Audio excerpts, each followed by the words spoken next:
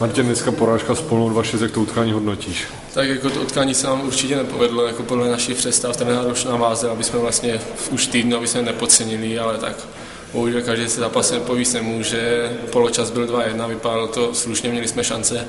Bohužel za stavu 2-1 jsme dali nájezd vlastně sám na branku a pak už se nám to celý postaralo, dostali jsme na 3-1, místo jsme dali gól nějakého kontaktního, jsme dostali na 4, 5-5, pak jsme dali na 5-2 a už to prostě nešlo, s tím nic udělat, prostě už nebyla vůle.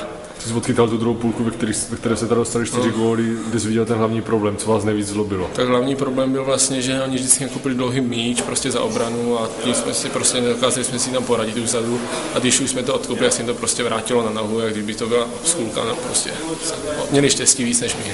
Teďka asi na tu psychiku to moc dobrý nebude, protože 14 dní do soutěže dostat takový příděl. Tak to asi ne, ale tak 10 zápasů k zápasu, tak se zvedneme, zapomeňme na to a bude to už dobrý určitě za ten týden, za ty 3 tréninky se zlepšíme. Musí se na to zapomenout, to se stává hold přípravy, od té přípravy se tohle stávalo.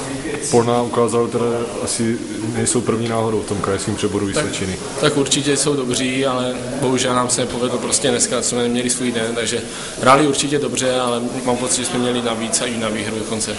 Martine, díky a přeju, ať to příště je lepší. Tak jo, díky.